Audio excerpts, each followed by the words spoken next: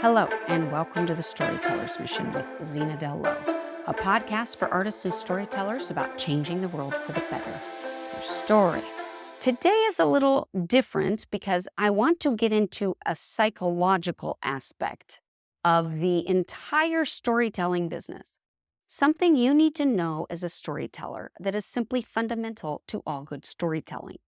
Namely, that good character development is cultivated through empathy.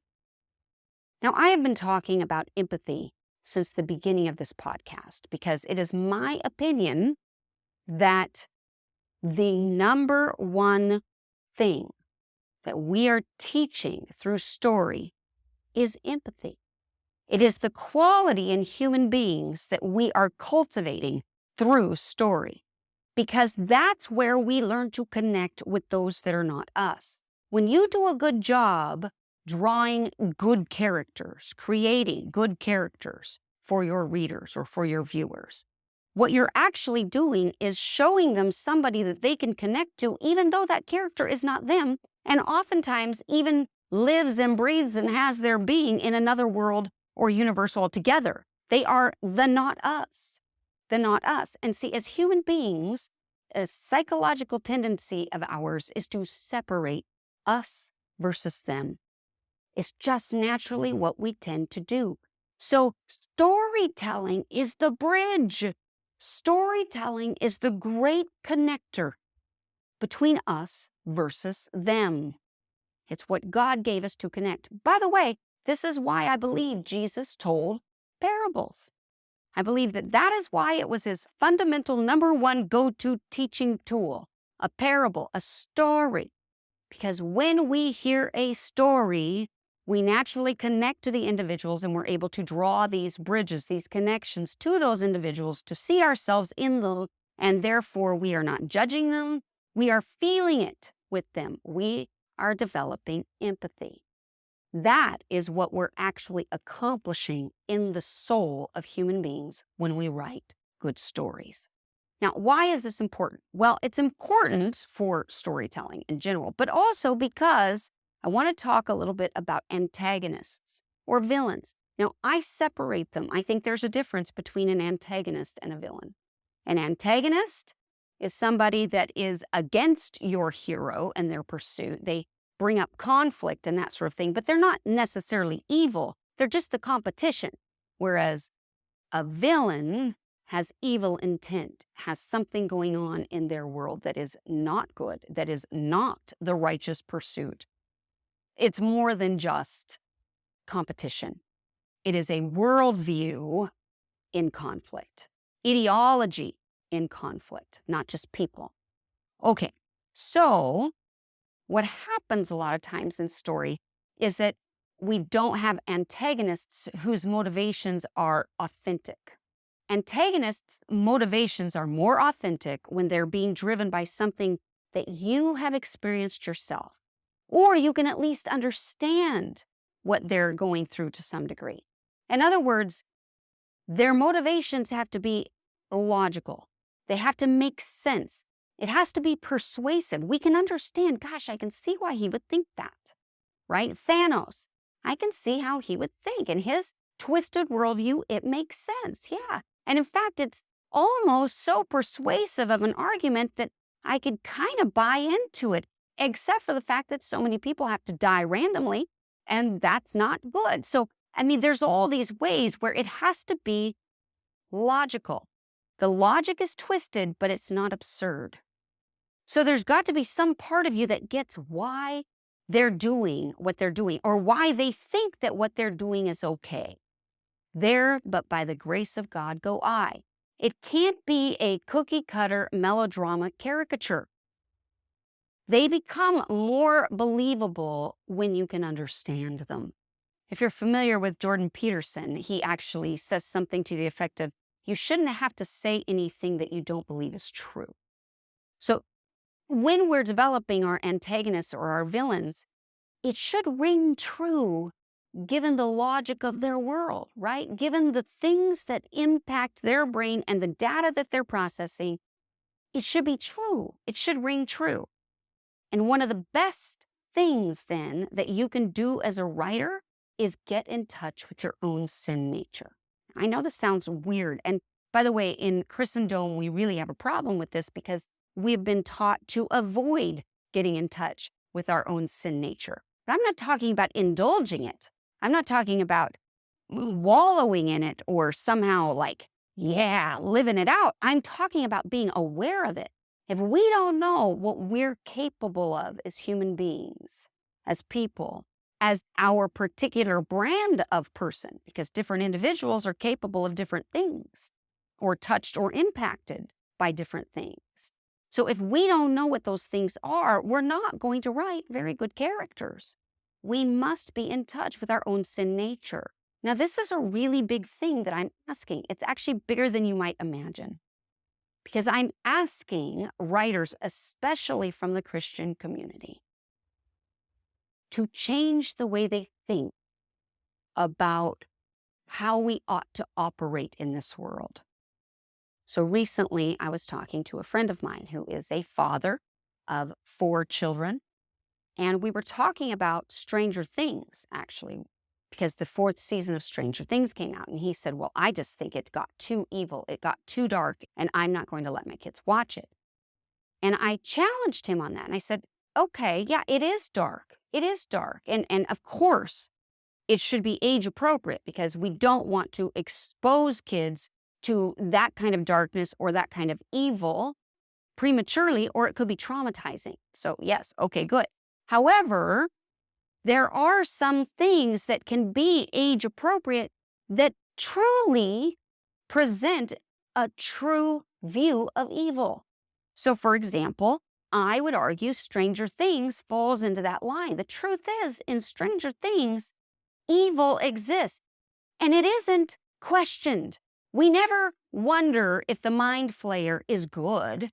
We never endow goodness to the mind flayer. It is evil. It is evil, and we know it's evil because it has a hunger and a thirst to destroy, to seek death, to cause death, to control, to overcome the wills of others. It takes away free will. It wants to dominate. And so the truth is, Stranger Things has a proper worldview for dealing with evil because evil is evil. And there may come a day when the kids need that lesson because they may face that in our world. I think they already are. They're going to face it even more as the future unfolds. So they need to know how to react appropriately. And if they don't have those examples in story, they may not have the courage to face evil when they face it. And it exists. So it's about preparing and training the kids. I know a lot of adult Christians who will avoid watching a rated R movie because it's like they think that they are soiling themselves by exposing themselves to those things. Rated R doesn't mean that. It means it's adult content. And when I was a child, I thought as a child, and I reasoned as a child. But when I became an adult, I put childish things behind me. I'm an adult. It means it is mature content that I should be engaging, not hiding from.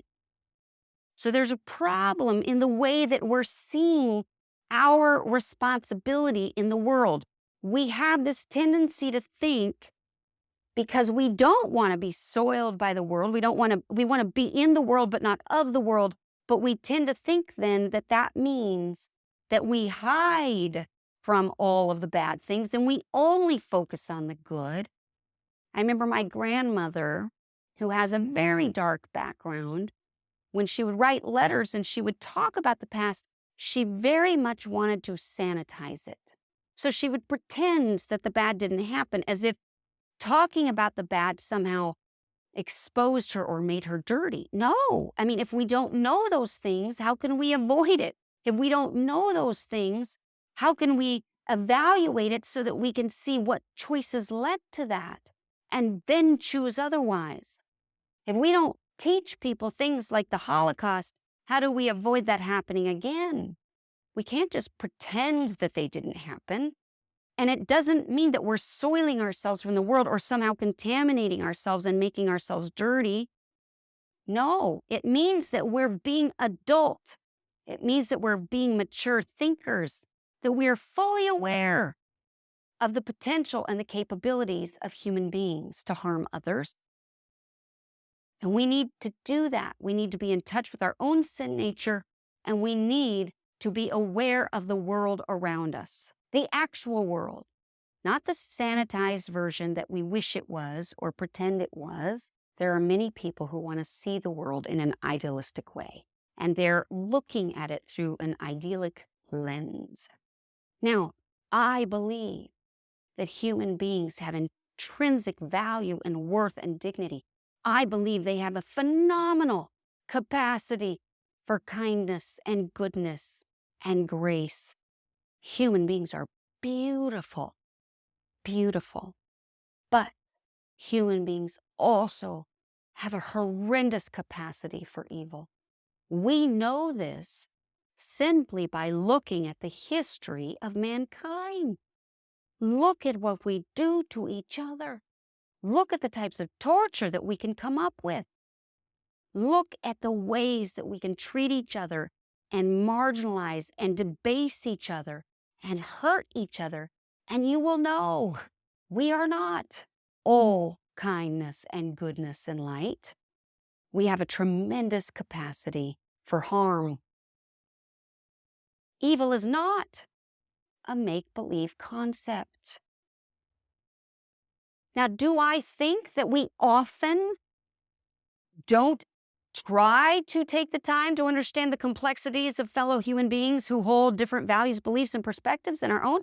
Yes, I believe that, which is why I'm arguing that we need to be in touch with our own sin nature. And when we create good characters, that's what we're trying to do. Understand the complexities and not just chalk them up as evil beings, not just dismiss them as evil, silly, absurd, or whatever types of beings that have no reason or have no understandable logic for being the way that they are.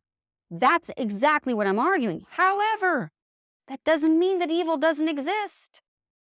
It does. It does. And guess what? I am capable of it. And so are you. We can't live in a denial of how evil we actually have the capacity to be as human beings.